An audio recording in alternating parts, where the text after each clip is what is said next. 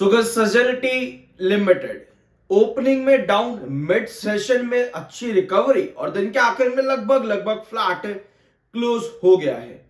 Market में आज के दिन करेक्शन थी, लोगों को लग रहा है बड़ा क्रैश हो चुका है, मार्केट बहुत बुरा चल रहा है, कुछ ऐसा होने वाला है।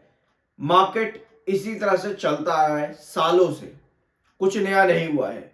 यस, एक शॉर्ट टर्म इन्वेस्टर को सब चीजें मालूम होनी चाहिए और वो सारे पॉइंट आज से 2 दिन पहले सीडीएसएल के एक वीडियो के अंदर डिस्कस किए गए थे। बट चिंता ही कोई बात नहीं है, आज एक इलेबोरेटिव वीडियो मार्केट की कंडीशन पर आने वाली 2 तारीखें जो इंपॉर्टेंट है और आने वाला महीना कैसे इंपॉर्टेंट है सब डिस्कस कर दिया है, जरूर जाकर के देख लेना। और पहली बार चैनल पर आए हो, सब्सक्राइब करने का reason I am NISM certified. शुरू करते हैं सजेलिटी लिमिटेड के बारे में।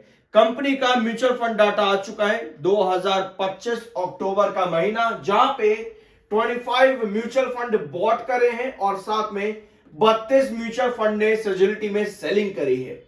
यह अक्टूबर का डाटा है। चेंज जो आया है क्वांटिटीज में सजेलिटी के इन म्यूचुअल फंड होल्डिंग, वो कितना है? अराउंड 2,44,51,725 क्वांटिटी का नेट चेंज देखने को मिला है। ओवरऑल म्यूचुअल फंड ने ऐड ऑन किया है सजेलिटी में इन अक्टूबर मंथ।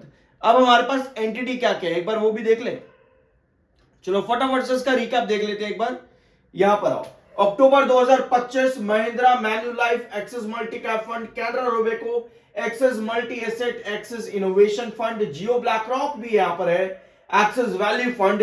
क्वांटिटीज आप देख सकते हो 79,46,000, 21,07,000, 15,28,000, 14,92,000, 10,79,000। क्वांटिटीज काफी सुंदर नजर आ रही है। म्यूचुअल फंड ने अच्छी एंट्री करी है यहाँ पर।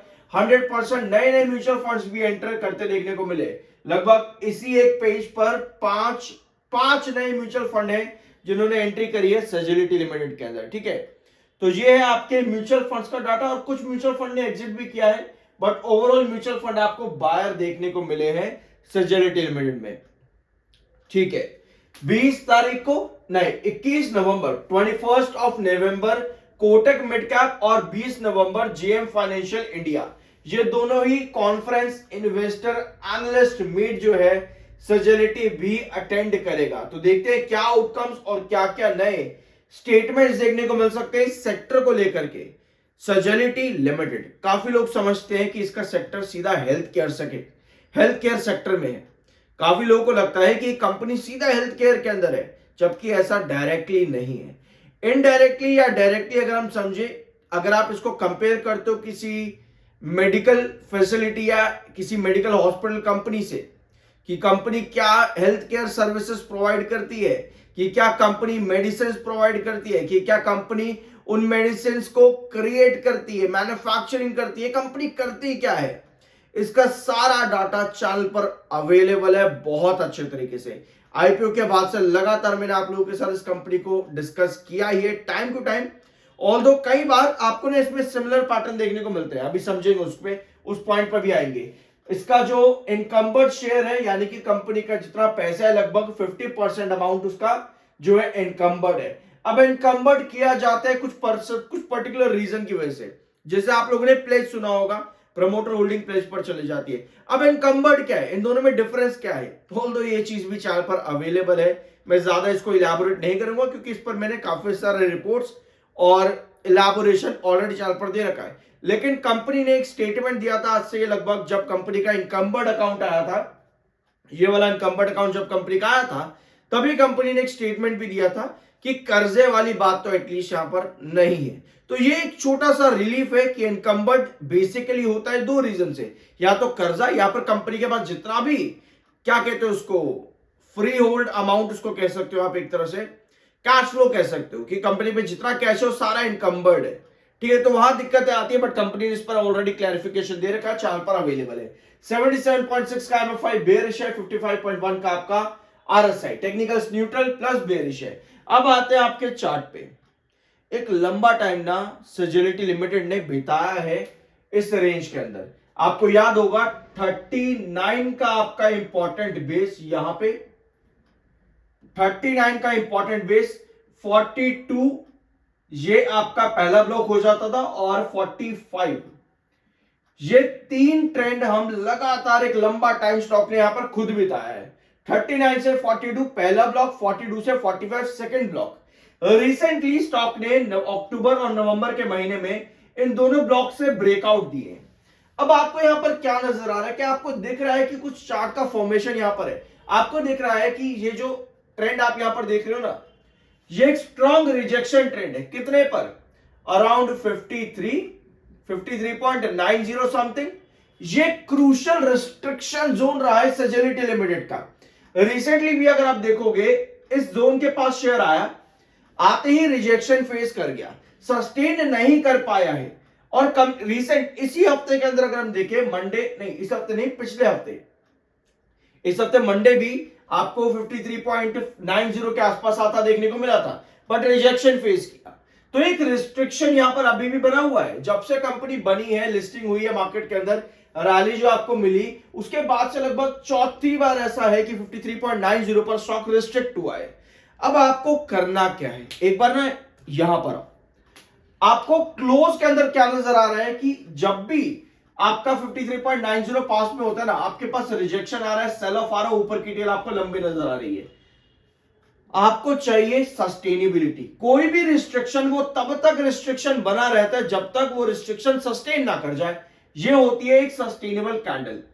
ठीक है, जब तक आपके पास इस तरह की कॉन्जिक्यूटिव कैंडल फॉर्मेशन ना हो जाए 53.90 पर, और फिर वो 53.90 आपका बेस ना बन जाए, तब तक आप एक्सपेक्ट नहीं कर सकते कि ये रिस्ट्रिक्शन आपका ब्रेकआउट होगा। आज के सेशन में भी सेलिंग ज्यादा है। अभी जो overall chart long term pattern में आपको यहां पर नजर आ रहा है, 53.90 रिस्ट्रिक्शन भले ही है, लेकिन कहीं ना कहीं ये एक ब्रोकन चार्ट फॉर्मेशन इस समय है। ब्रोकन चार्ट फॉर्मेशन में क्या होता है कि स्टॉक ब्रेकआउट तो देना चाहता है, लेकिन सेलिंग थोड़ी सी ज्यादा आती है, जिसकी वजह से वो ब्रोकन चार्ट में कन्वर्ट हो जाता है। यानी कि इसको आप कह सकते हो कि चार्ट फेल हो जाना। इसका एग्जांपल अडानी पावर में मैंने आपके साथ दे रखा है, जरूर उसको देख लेना, बहुत सी डिटेल आपको वहां पर मिल जाएगी। तो जब भी आपके पास इस तरह का चार्ट बने जहां पर एक रिस्ट्रिक्शन बार बार रिजेक्ट हो रहा है, ऑल्दो ओवरऑल चार्ट आपको दिखाता है कि भैया ब्रेकआउट मिलना चाहिए, बट ब्रोकन चार्ट कंटेन हो रहा है, बार बार क्रिएट हो रहा है, तो उस कंडीशन पर आपके पास दो चीजें बनती हैं। पहला, आपका बेस कहां पर है? आपका बेस है 49.30 के पास में, लगभग 49.50 मार्क कर लेते हैं इसको। ठीक है, 49.50 के पास आपका बेस है और 53.90 का आपका रिस्ट्रिक्शन है। आपको यह देखना है कि इस 49.50 पर यह सस्टेन कर पा रहा है कि नहीं कर पा रहा। अगर कर पाता है सस्टेन, तो यस, ये ब्रोकन चार्ट आपका फेल नहीं होगा, यानी स्टिल आपकी स्टेबिलिटी रहेगी।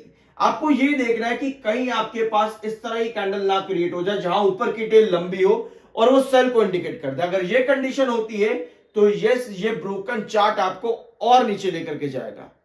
तो कैंडल पर नजर रहनी चाहिए कमिंग सेशन पे।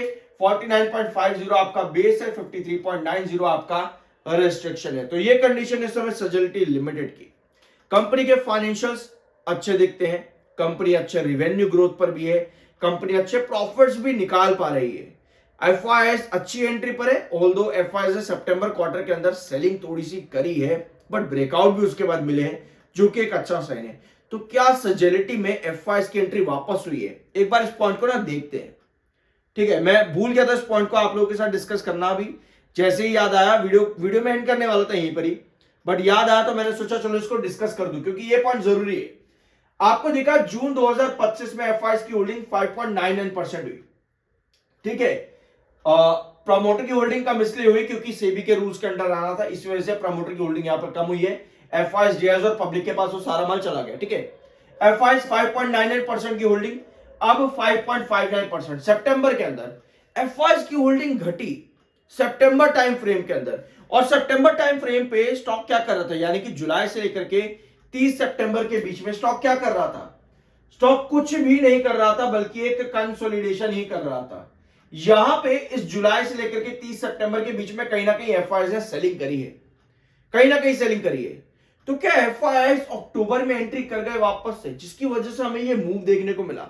यानी अक्टूबर का जब डाटा आएगा ना, वहां पर एफआईएस की होल्डिंग देखने वाली होगी। आप जरूर इस पर नजर रखना कि एफआईएस की होल्डिंग बढ़ रही है क्या अक्टूबर में, क्योंकि अगर एफआईएस की होल्डिंग बढ़ी है दैट मींस कि एफआईएस यहां पर बहुत ज्यादा क्या कहें उस चीज को पॉजिटिव है, एफआईएस और आगे बढ़ा सकते हैं अपनी होल्डिंग, तो ये एक पॉजिटिव इंडिकेशन रहेगा सेजिलिटी लिमिटेड के लिए। ठीक है, ऑल्दो सितंबर में एफआईएस की होल्डिंग कम हुई थी, डीआईएस की बढ़ी थी, पब्लिक की भी कम हुई थी, यानी कि जो माल एफआईएस और पब्लिक ने बेचा वो आपके डीआईएस ने भी खरीदा, तो ये भी एक अच्छी चीज है, स्ट्रेंथ देता है। लार्ज एंटिटीज होती हैं FIS, DIIs, mutual funds, qualified institutional investors, ये लार्ज एंटिटीज होती है, ये जितना स्टॉक के अंदर रहे ना उतना ही पॉजिटिव रहता है लॉन्ग टर्म पर्सपेक्टिव में। और जितनी पब्लिक घुसती चली जाए, एफआईएस बेच रहे हैं, डीआईएस बेच रहे हैं, प्रमोटर भी बेच रहे हैं, उतना ही वो ज्यादा बर्बाद हो जाता है। कई बार आप बहुत ऐसे एग्जांपल आपको मिल जाएंगे और इसके अगेंस्ट भी होते हैं कई एग्जांपल। सब चीजों को देखना जरूरी है। बाहर सेल की कोई रिकमेंडेशन नहीं है, वो आपका अपना ओपिनियन और मर्जी होनी चाहिए। मिलता है अगले वीडियो में।